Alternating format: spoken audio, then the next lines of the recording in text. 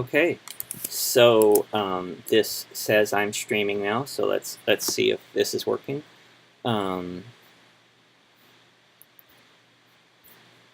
Anything going on right now? Hello.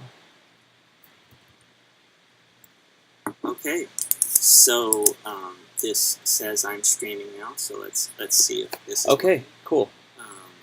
There's a bit of a major delay. I hope you can hear this, and I'm going to try to start recording now, so that hopefully we can see this. There we go. Okay. If you're in the audience now, you are seeing super behind the scenes, and hello. Hi. I'm seeing the chat probably like a full minute or two after it's sent, so we'll see how this works. The delay is really throwing me off, and I was going to have a script and have it all pulled together and everything, except okay, I'm trying to keep an eye on my stream. So I was trying to have a script and everything, and then my dog ran around for like 30 minutes after as I was preparing, and so I'm going to attempt to do like an actual show opening and stuff, because I'm going to load this later to my website. I mean, to my YouTube channel. So I'm going to start now. Okay, here we go. I have no count in. This is totally unrehearsed now. Hello, I'm Jamie Maldonado. This is Camera Insecura. This is my third live stream, actually, and we're going to talk about spooky photographs. Okay, let me try that one more time. Seeing super behind the scenes right here. Hello, I'm Jamie Maldonado. This is Camera Insecura. We're talking about spooky photographs, and we're going to see if you can see my fancy intro now. Let's get this going, and right here.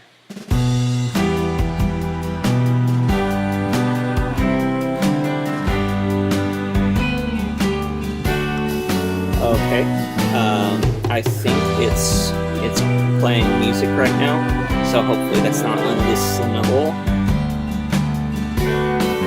Let's get this going. Okay, cool. So I'm going to clip this part out when, it gets to the actual episode. Okay. Hey, it worked. Okay, cool. So we're talking about spooky photographs. If this is your first time, sorry. Okay, we're talking about spooky photographs. If this is your first time, don't forget to subscribe and like the video. I will attempt to keep an eye on the chat. I need like 7 windows right now, but I'm trying to make do. Oh, the focus box is showing. Interesting. Thanks for letting me know that. So there is a focus setting I can turn. Okay, there we go. I think that did it. Thank you. Thanks for the heads up. So I'm going to go ahead and re-intro. Like I said, I'm Jamie Maldonado. This is Camera Insecura. If this is your first time here, don't forget to subscribe and like my videos, and feel free to ask questions. And we're going to talk about spooky photographs. This is Halloween season to me. I think it should last like all of October, because we get so much time for Christmas. Some would say too much. Some would say I kind of dig Christmas these days. I'm over the cynicism. And thanks again for alerting me about the focus box. It's a really strange way to stream from a 5D. And this setup, if you could see this, is terrible. But I'm better than I was last time, I suppose. I hope the audio is okay. I'm having to go with my laptop speaker, which is really not what I prefer. But it's at least at a decent proximity to me versus the phone.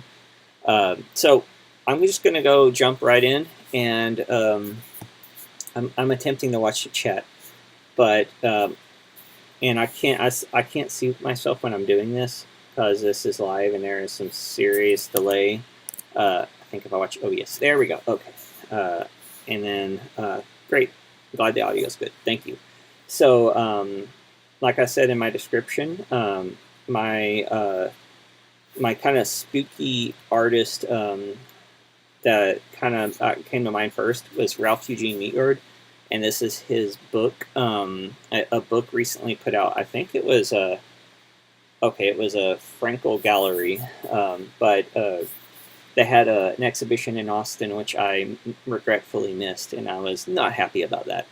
But I like him. He's known primarily for these photos of people wearing masks, children especially, and an older woman in there.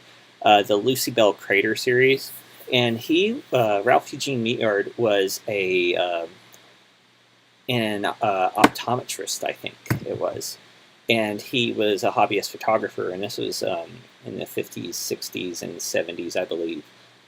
And he was an aspiring, big shot, basically, and he tried to do all kinds of photography and didn't really get anywhere with it. He kind of never found his footing until later in his photographic career, but he was involved a lot, and he found it, with stuff like the Lucy Bell Crater series. And he actually, speaking of tastemakers and how people have this idea that Instagram is like the tastemaker now, and like, when people talk down on people who are trying to like get noticed on Instagram and stuff. Well, in the early days, he had like histories of photography, which is there was a history of photography book, and let me see if I can remember. See, this is what my show notes would tell you. I wish it would have notes at the beginning of this. See, this is where I should have. There we go. It is. No,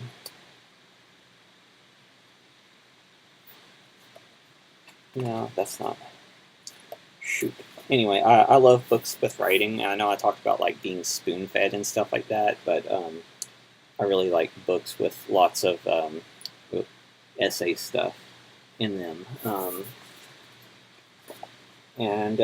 So if anyone asks a question, or if anyone else is watching, if I'm slow answering, it will be anyway. So this is a print that this history of photography book came out, and Beaumont Newhall, that's it. And I think it was Beaumont Newhall, and it was like the tastemaker. And if you were in this photography book, you were considered one of the top and best photographers. And, this is before the internet and everything. So Ralph Eugene Meatyard put himself up for contention in this, and he's like, I should be in this book. And he was rejected. They didn't put him in the book. So he took his own personal copy of the book and inserted this print into it. And it says, original print mounted in this book by Gene Meatyard. So he put himself in there. So that's kind of like you're not curated by Instagram or whatever. So you're kind of in control of your own fate. So yeah. Am I lagging? Let's see if I'm lagging. Okay. Like I said, I'm new to this, so but yeah, tastemakers are always a thing, and there's always a mainstream, and there's always a way to break into the mainstream, and there's always a world outside of the mainstream. But there was even less of one in these days. And Ralph Eugene Meatyard really wasn't famous in his lifetime. He was noteworthy, and people knew who he was in photography circles, but he wasn't a rock star or anything like that. He actually died early, in his 50s, I believe, and as another one of those people who really reached his fame after his life. And it's a shame. It's really sad, but I'm glad his work is noticed. So anyway, on the theme of Halloween and creepy photographers, this is one of the reasons I included him. He took these pictures with these masks, and they're just eerie and cool, and he did things with like slow shutter speed. And you see the blur on the face, and he, it's really interesting that you I mean, he would fit in right now, and he's also known for some pictures of plants and things like that. But this is his most noteworthy stuff. These creepy masks, and he made them pretty creepy. I don't think he was intending not to be creepy. It's just psychological stuff that really did not fit in his day, and and you can see why maybe people didn't know how to handle him back in the day. And I'm trying to find some other ones here to show you before I move on to another photographer. Oh yeah, here's the Lucy Bell crater photo. You see that mask? I hope that focuses. Come on, 5D. Okay, so I highly recommend looking up Ralph Eugene Meatyard, and I will hold this up so you can like see that soon. Yeah, I mean, just if you want creepy photos too, unintentionally creepy, look up like 1920s and 1930s Halloween costumes in photography, because that stuff was freaky. Oh, I think that focused better. Hello, third person. Hope this is interesting content. Oh, here's one thing I was looking for. This is actually the mask itself, found in a box, preserved in a box. You can see that it's falling apart. I don't know if that's focusing. I hope, but let's see if I can hold it any closer. But yeah, even that is pretty creepy. And so that's Ralph Eugene Meatyard, good creepy photographer. Yeah. And there's some good stuff that's not in this book. And hello, fourth person, say hello. If you say hello and I don't see it for like 5 minutes, that's the lag on here. There's lag, so I apologize for that. I hope that. Oh yeah, my phone is really lagging, so I'm just gonna stick to my computer and hope. I can't see if anyone new comes in, so please, if you're in here and you haven't interacted yet, please say hi. And like I said, I apologize if I'm slow saying hi back, but the lag is kind of a thing, so I hope it's not too bad. If it is, I'll eventually reduce my size or something like that. So another creepy photographer that I like, let me get this arranged here, is Clarence John Laughlin, who is from Louisiana. He's a New Orleans legend. And he was even earlier than Meatyard, and he's known for like pictures he took of these historic houses in New Orleans. But my favorite stuff is, once again, these slow exposure, double exposure, montage style pictures. He had epic captions. I think I've talked about him in my blog before, but he has these epic captions which really aren't seen that often. Let's see if I can find a good one here. Good. Okay, you see these dark figures in architecture and these kind of ruins or whatever. Just love this. I mean, this is from 1941 right here. And these people were just, they weren't understood very well when they were doing their work. And like I said, I'm checking in now and then to try to keep up with my viewers. I appreciate everyone who's watching, by the way. Thank you. And I'm attempting to post this after, a little spliced up. So if you miss something or you want to see something else or re-watch something I've said, definitely you'll be able to do that. And I guess I'll kind of keep it short, but you can see this too. I had a bunch of them marked, but I apparently, here's a favorite thing of mine. When there's library cards, I got this used because this book's out of print anyway.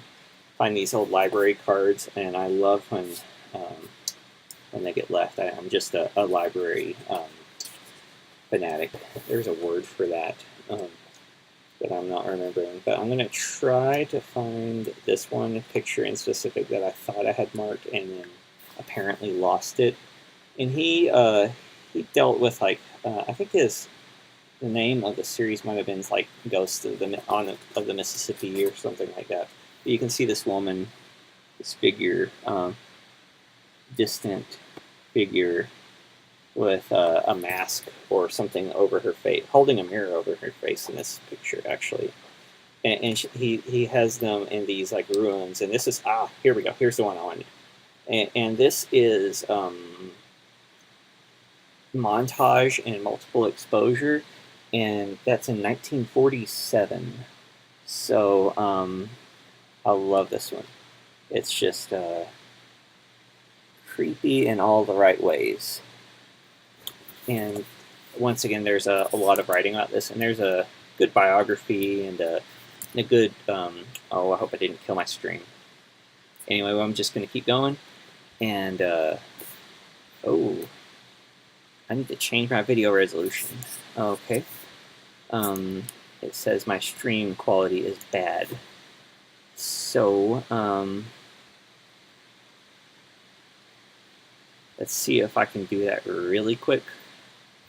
I hope anyone is this watchable by any chance? So I'll cut out and cut back in if it's just awful. So anyway, I hope this is holding up at all. Change.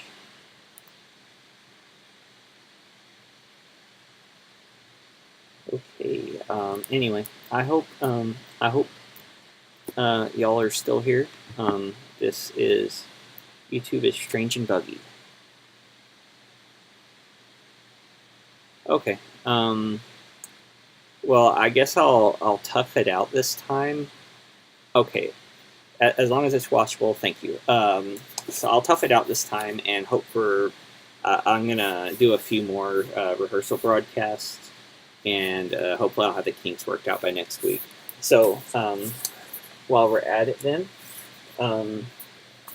another kind of spooky, fun photographer I enjoy is okay. There we go. Is Deborah Turbeville, who she's kind of the person who popularized the silent sullen waif in fashion photography. And I'm going to take the dust jacket off of this because this is one of my prized books, and it's not particularly expensive, but it's in good shape, and I just completely love it and don't want to mess it up. This is from 1978, I think. Yeah, 1978. It's called Wallflower by Deborah Turbeville. Okay, dropping parts of the frame. Interesting. I think I can sort of see that occasionally. And I see it's kind of like flashing boxes and stuff like that. Let's see. Let's see if there's any way I can. I guess that's just weird. Well, more stuff to work on, I guess. The internet connection here is not great.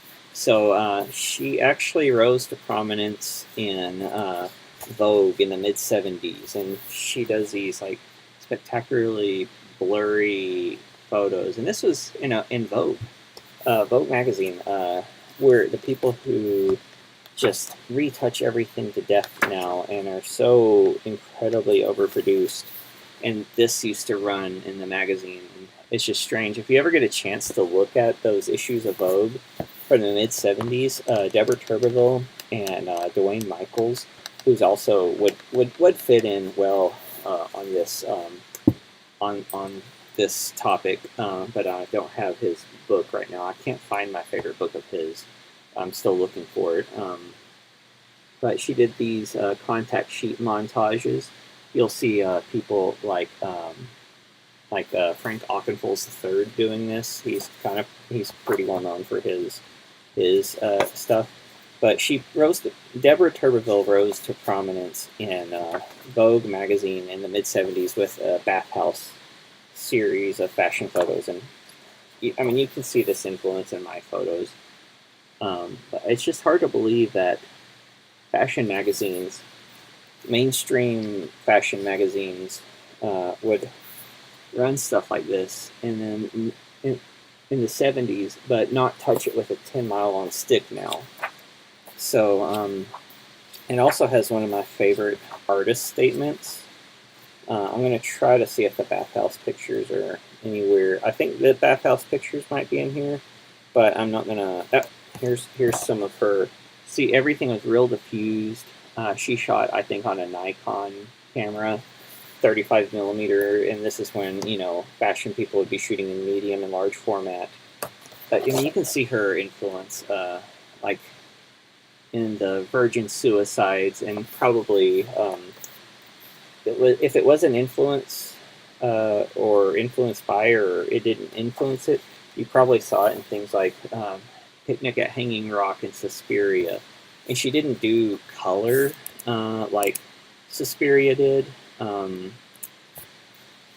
But that's a good horror movie if you haven't seen it. I just recently finally watched it.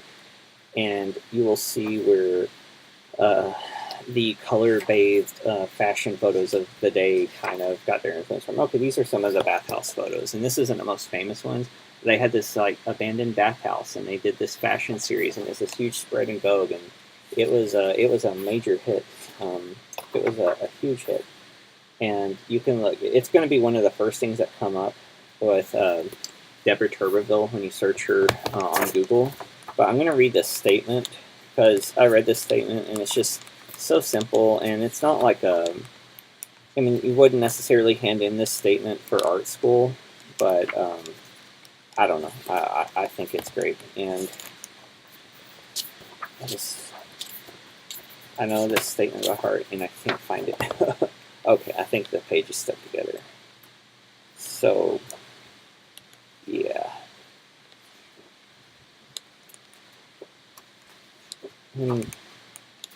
Oh, okay, here we go, of course, the very first page. It's this little statement here, and it's this little typewritten note she made in '78, double checking everything. Seems good on my end, so hopefully it is. Okay. My pictures walk a tightrope. They never know. At 41, I'm one of the very few enfant terribles still claiming to take fashion photography. I'm not a fashion photographer. I am not a photojournalist. I am not a portraitist. The photographs are like the women you see in them, a little out of balance with their surroundings, waiting anxiously for the right person to find them, and thinking that perhaps they are out of their time. They move forward, clutching their past about them, as if the ground of the present may fall away. Their exteriors seem walled up and introverted, the interiors endless, airless. The very print quality reflects something in the women that is hesitant, a little faded and scratched, or that, having emerged into a light too harsh, stand frozen in space overexposed. It is interesting to me that the definition of the rather old-fashioned word wallflower is a pale yellow or brownish red flower that clings wild to the sides of walls, and someone who chooses not to, or is not chosen to, dance, a spectator. Cool statement if you ask me. I really dig it. Let's see, checking in. Hope everything's good. I have no idea if I have viewers. Anyway, yeah, we're going to look, and before I go to a couple more photographs, photographers, we're going to look at, I'm going to try to do something different here, and this is probably going to cut out too, but we're going to look at some of the pictures, my witchy photo shoot I had recently with Danny and Sarah and Findy the cat. So that seems to be good, and I'm going to kind of drop in on my live stream real quick while I move over. Okay, good. Okay, so this is Capture One for Fuji GFX. Capture One. It's a first medium format camera. Capture One has supported that wasn't their own camera, which I think is pretty cool. And I'm going to try to see if maybe if I put a couple of things outside of this, maybe it'll help my stream quality. We can hope. Oh, I see the artifacts. That's strange. Okay, so, okay, cool. So yeah, this is a photo I've edited recently. Capture One, I don't know if you've ever used it. I used it some because it was a better editor for Fuji X cameras a few years ago than Lightroom was. And and you'll probably hear keys tapping, by the way. Hello, if the second person in here isn't me. So you'll see how these photos look naturally, and you'll also see the leash, and hopefully you can maybe see the mouse. If you can't, there's a leash around the tree where Fendi was actually restrained part of the time. And whenever you're working with an animal, the success rate is terribly low.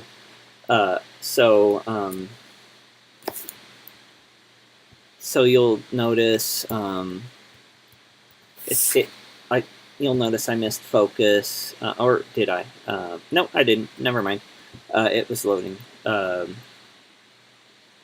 It's hard to tell on this screen that if something is better quality, but generally it does wind up being a little bit sharper to me, and a little more. It's just the fine detail that you can accomplish in Capture One is noteworthy to me.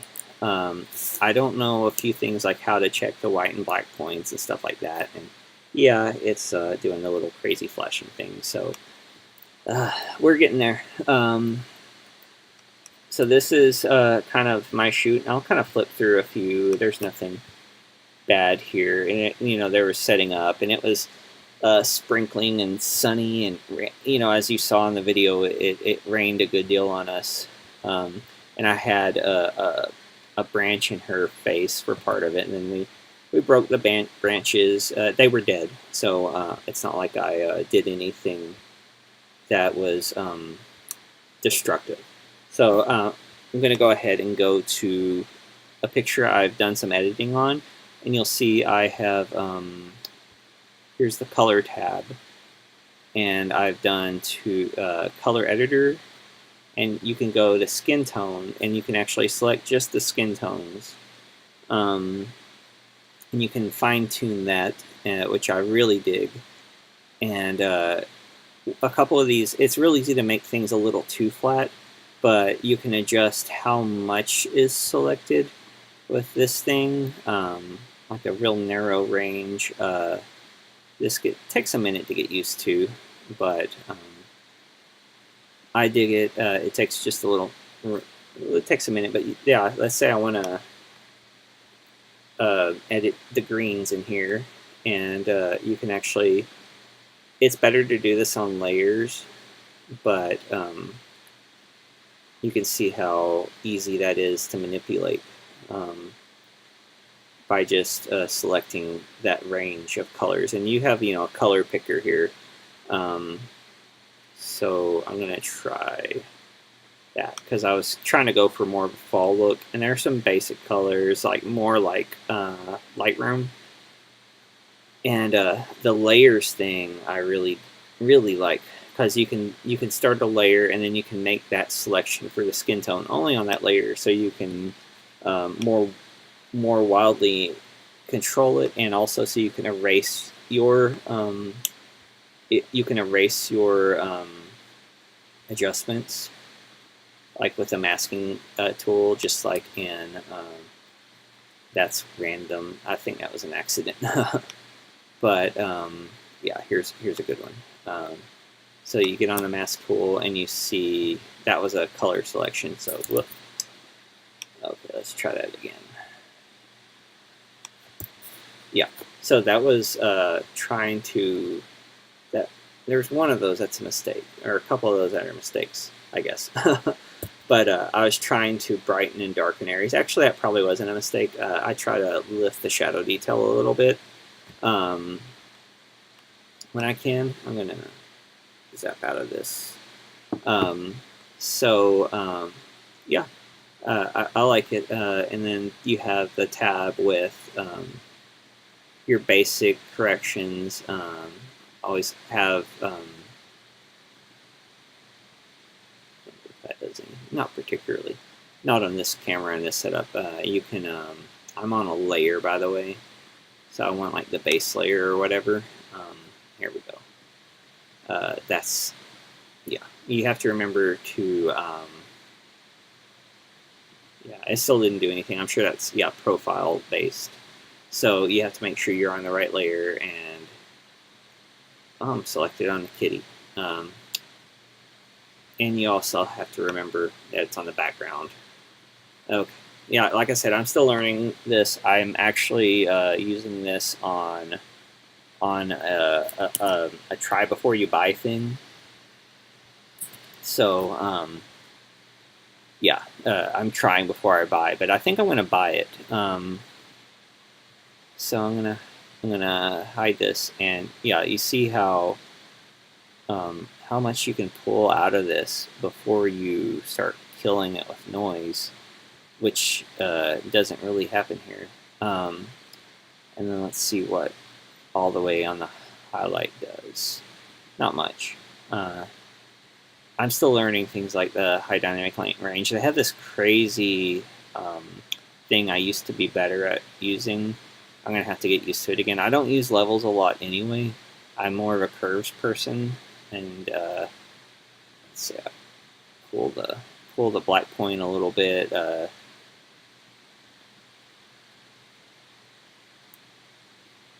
Soft blacks. What's that word I'm thinking of?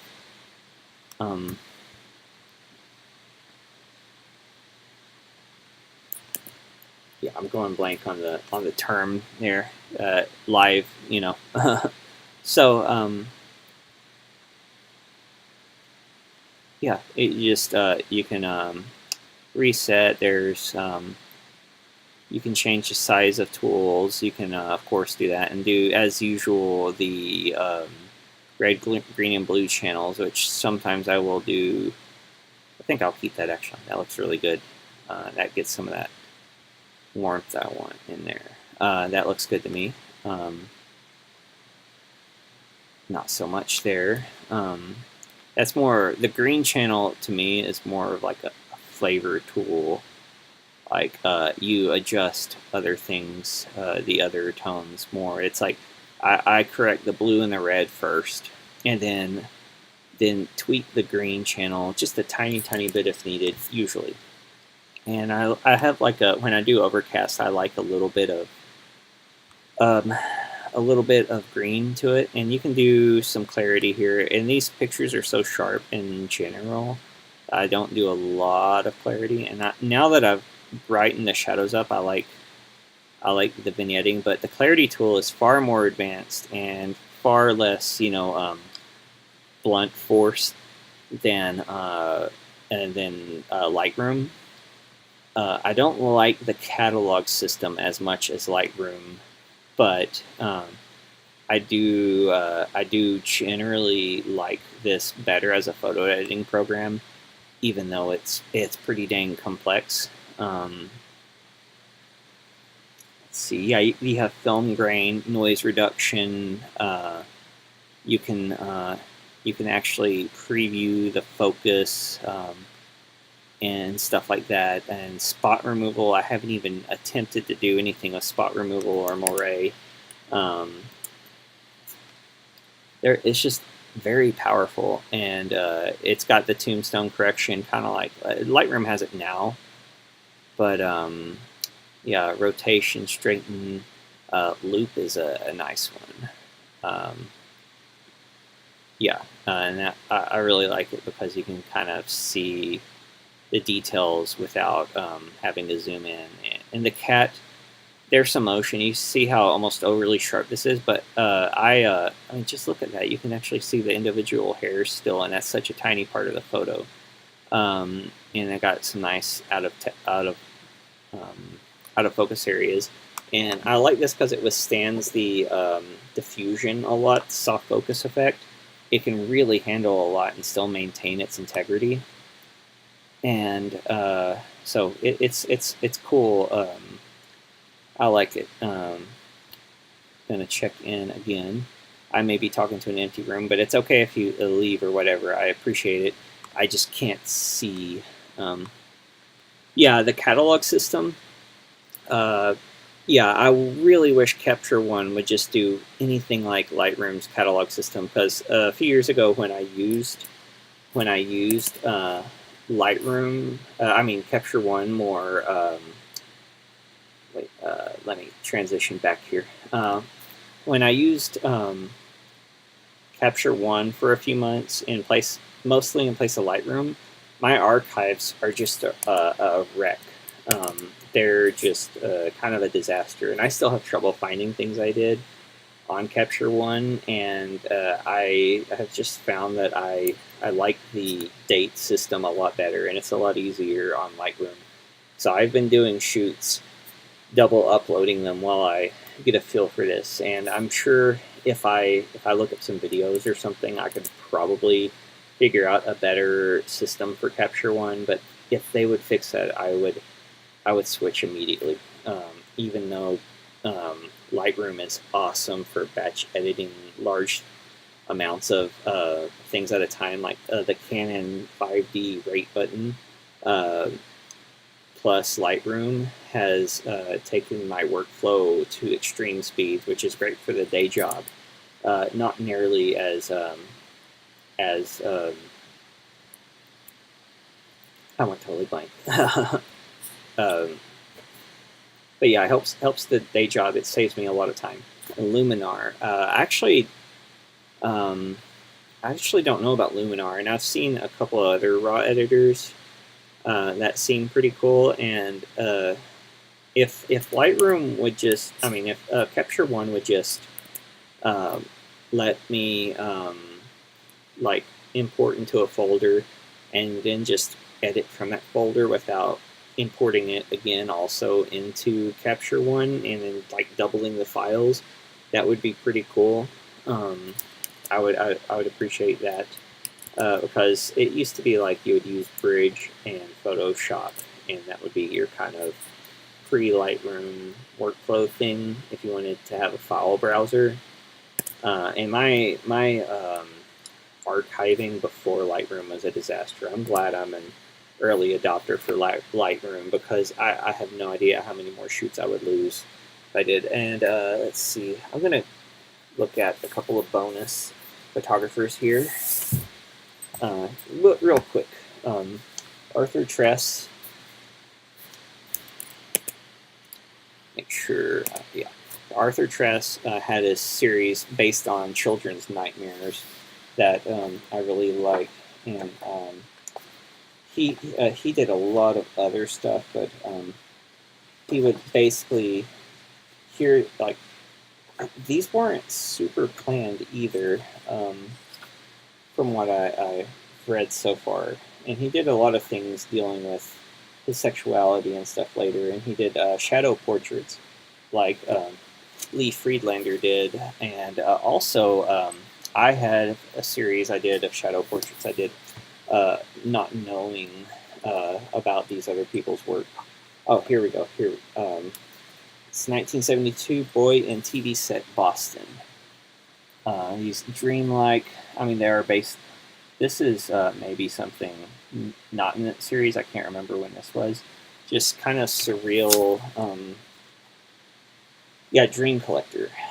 Dream Collector. It was part of the series, and the one on the cover, I'll go ahead and show you that. And I'm having trouble. There we go. Dream Collector. The cover photos kind of give you an idea to this interesting things. But just, I love this series of Dream Collector. where he just kind of improvised things with children on the fly and made these fantastical portraits. Oh, there we go. Arthur Tress. Really great stuff. And in the vein of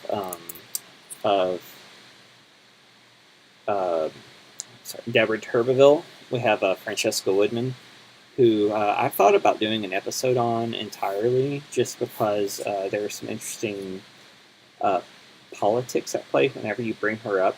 But she's pretty famous for among college photographers. It seems like that's kind of the cliche. And she was the epitome of the the artist who died tragically young before their prime. She committed suicide at 22 years old. But craft was not her thing, and it was kind of good. She made really tiny prints, by the way, and her family controls her archive, and they're very specific about its use. And that's one of the things that people hold against her. It's kind of like this claim that she wasn't that good because her family's just showing you the good stuff and creating this image for her. But people who went to college with her will pretty much point out things that people think about her are basically true. And sure, there's some inflation of the legend just because she committed suicide, and is such a tragic, compelling story. She did there we go. Her college work is particularly well known. That's one that a lot of people have seen. There's a documentary called The Woodmans about the family. Like her brother is still alive, and he's a sound artist. Her father is, I guess you would say, a failed painter. It's kind of harsh, but also kind of true. But her mother is a successful ceramic artist, and it's just interesting because it's this family of of artists who are forever in the shadow of their long gone daughter, and there's just this strange, complicated dynamic going on there, and mixed with just the tragedy that these people lost this person in such a horrible and tragic way. And I've heard people comment that this one's particularly frightful, and you can see sort of that's the actual full print. She had Aaron Siskin briefly as an instructor at Rhode Island. RISD, Rhode Island School of Design. And he didn't get her. Aaron, which I found very interesting. Aaron Siskin was near retirement. This guy who took pictures of peeling paint and made it famous, and did all kinds of cool expressionist work, and didn't get what this girl was doing, this young woman, I should say. And she wrote on her prints a lot, and I don't know if she ever explicitly said she was influenced by Dwayne Michaels, but the Dwayne Michaels influence shows strongly.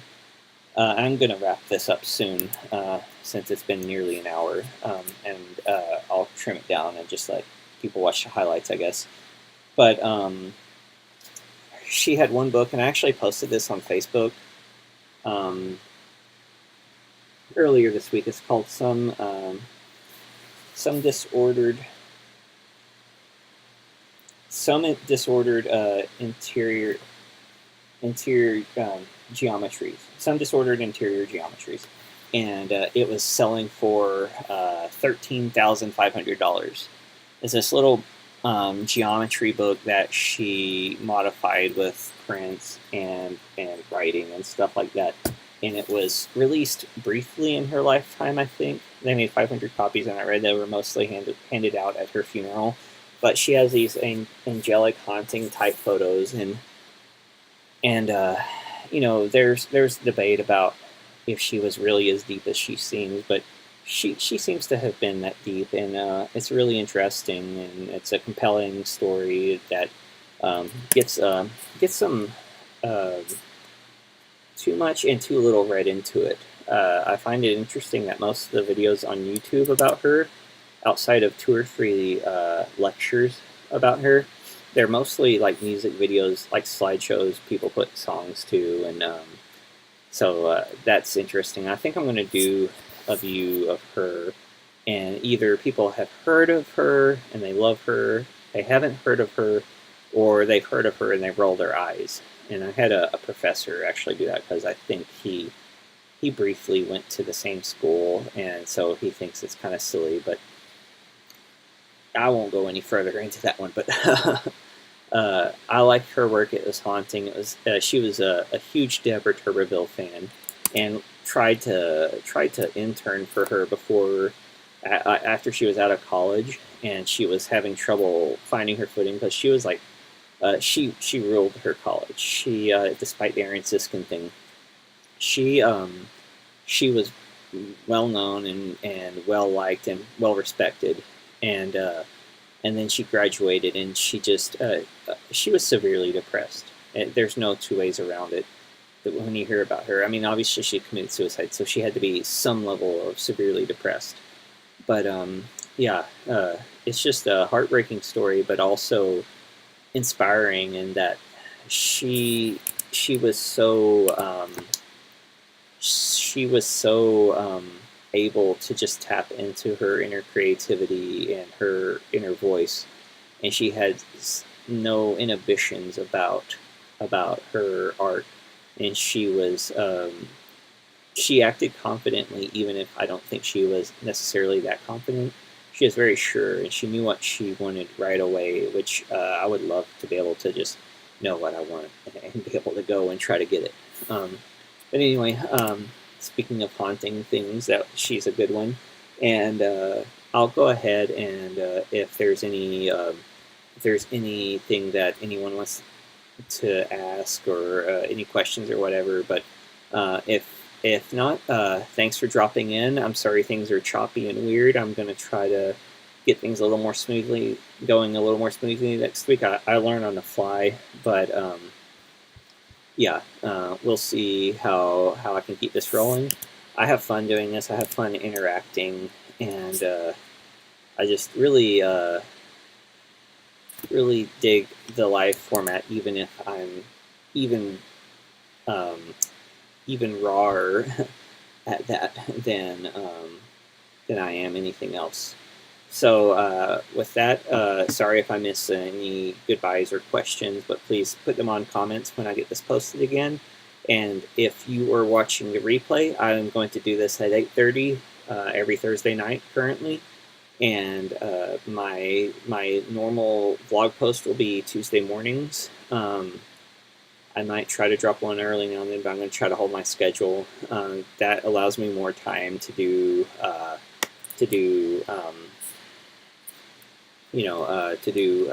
personal work and things that I can actually vlog about. So yeah, thanks for tuning in. If once again, if you're new, don't forget to click subscribe and turn on notifications and like, and have a great evening, and thanks for hanging out.